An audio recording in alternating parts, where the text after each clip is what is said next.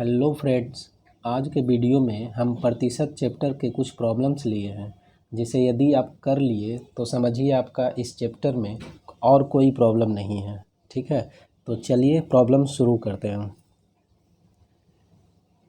पहला क्वेश्चन है, एक चुनाव में दो उम्मीदवार हैं।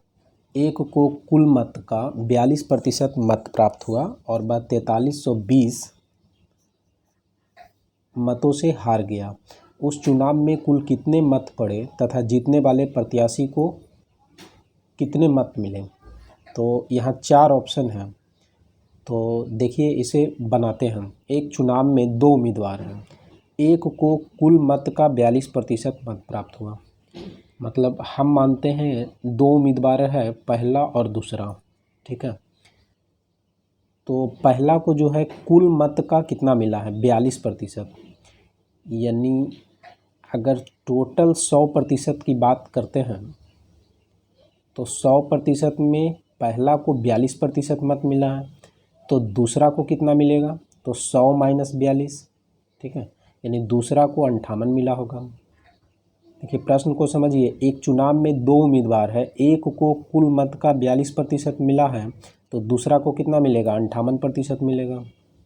ठीक है, और बोल रहा है और वह 4320 मतों से हार गया। यहाँ 42% मिला है या 58% मिला है? वो बोल रहा है 4320 मतों से हार गया। ठीक है, यहाँ कितना मतों से हारा होगा? तो 42 में 42 और 58 का डिफरेंट कितना है? 8 में 2 गया 6, 5 में 4 गया 1, यहाँ पर 16 मतों से हार गया। ठीक है, तो प्रश्न में जो दिया हुआ है उसे ऊपर लिखेंगे, यानी 4320 मतों से हार गया और यहाँ हम बोल रहे हैं 16 मत से हार गया। ठीक है, तो हमसे क्या पूछ रहा है कि उस चुनाव में कुल कितने मत पड़े तथा जीतने वाले प्रत्याशी को कितने मत मिले हैं। ठीक है, तो इसका रेशियो निकाल लीजिए, 16 से इसको काटिए, 16 दूनी 32 और 32 और यहाँ बच गया 11 और 2, तो 16 सते 112 और यहाँ 0, मतलब हमारा रेशियो निकल गया 207/1।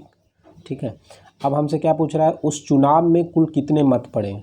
तो देखिए 270 चुनाव में कुल कितना मत पड़ा था? 100 में ही तो ये 42 पड़ा और ये 48 पड़ा, तो कुल मत निकालना है, यानी हम 270 को 100 से गुना करेंगे, यानी कितना हो जाएगा? 270 पर 2 जीरो हो जाएगा, यानी 27000, ये हमारा कुल मत हो जाएगा। और पूछ रहा है देखिए कि जीतने वाले प्रत्याशी को कितने मत मिले, तो हमारा रेशियो है 270, तो जीतने वाला उम्मीदवार को कितना? 58 मत मिला है। ठीक है, 58 से इसको गुना कर दीजिए तो कितना हो जाएगा? 15660 हो जाएगा, 15660 हो जाएगा। तो हमारा आंसर क्या हो जाएगा? 27000 और 15660 ऑप्शन नंबर ए में है, इसलिए इसका करेक्ट आंसर ए हो जाएगा।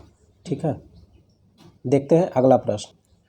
अगला प्रश्न देखिए, दो संख्याओं में क्रमशः 5:4 का अनुपात है। यदि पहली संख्या का 40% 12 है तो दूसरी संख्या का 50% क्या होगा?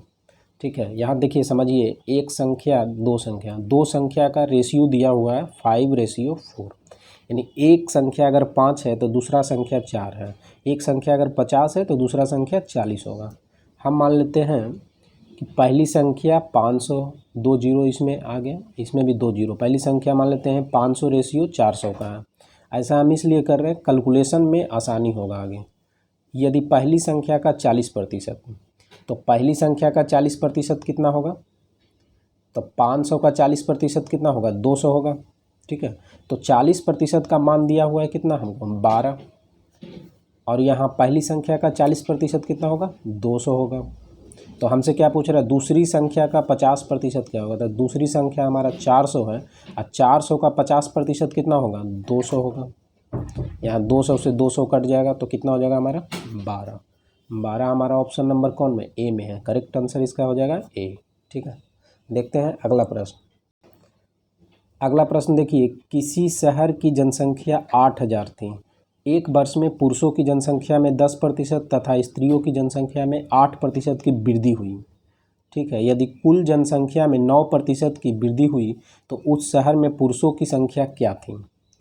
ठीक है, आप समझिए, पुरुष की जनसंख्या, यहाँ पुरुष लिखते हैं, यहाँ महिला लिखते हैं अगर, तो पुरुषों की जनसंख्या में 10% की वृद्धि हुई और महिलाओं की जनसंख्या में 8% की वृद्धि हुई, लेकिन ओवरऑल 9% की वृद्धि हुई। यहाँ देखिए, ओवरऑल जो 9% की वृद्धि हुई, ये जो है हमारा एक से कम है और एक से ज़्यादा है।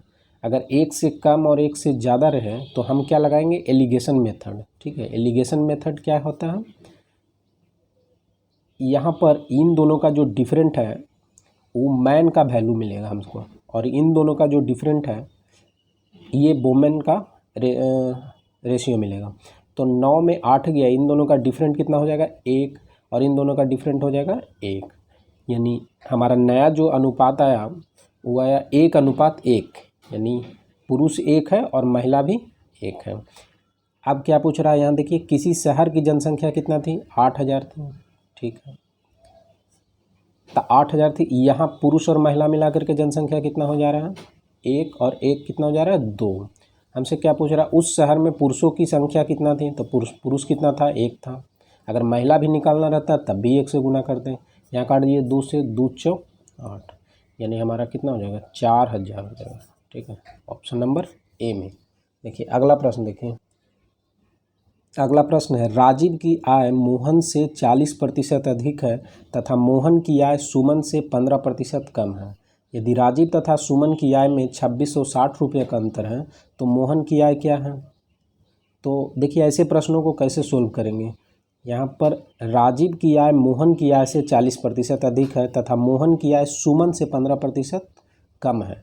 जो लास्ट में दिया हुआ है उसी को हम लोग 100 मानेंगे। ठीक है, यानी यहाँ पर 3 व्यक्ति है, राजीव, मोहन और सुमन। ठीक है, सुमन से 15% कम है मोहन की आय, तो सुमन को हम लोग अगर मानते हैं 100, तो इससे 15% कम है मोहन की आय, यानी 100 का 15% 15 होता है। तो मोहन की आय कितना हो जाएगा, 100 से 15% कम है, यानी 85 हो जाएगा। और राजीव की आय मोहन से 40% अधिक है, राजीव की आय मोहन से 40% अधिक है। 40% अधिक का मतलब है 85 गुना 140/100।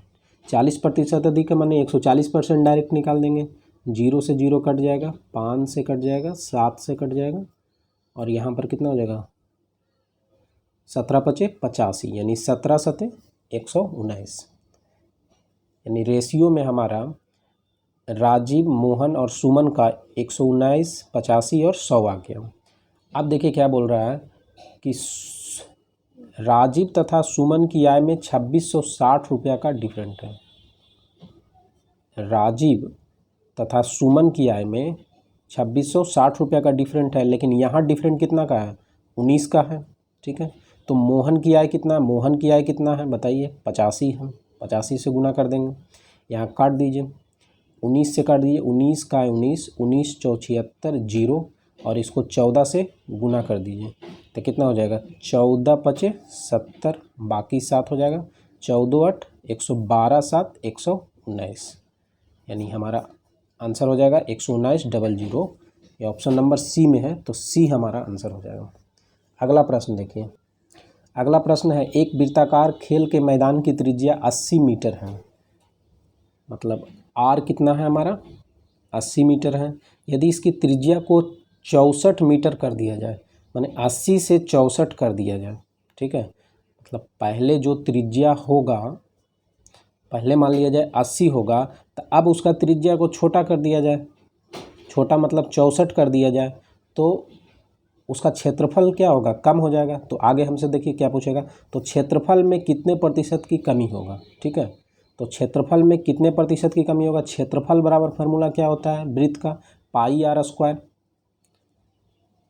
पाई आर स्क्वायर, यानी पाई देखिए सेम है, आर का मान यहाँ बदल जाता है। ठीक है, आर का मान यानी देखिए यहाँ 80 से 64 हो जाएगा।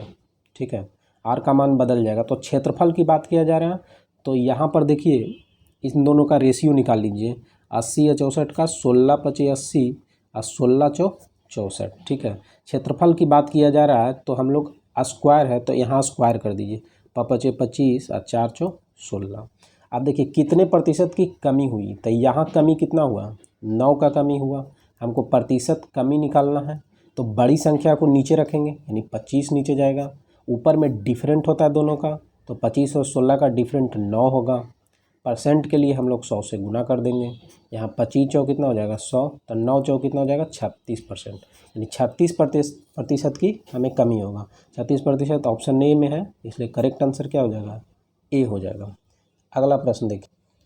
अगला प्रश्न है, वेतन में कितने प्रतिशत की कटौती की जाए कि वह वेतन में की गई 20% की वृद्धि को समाप्त कर दे।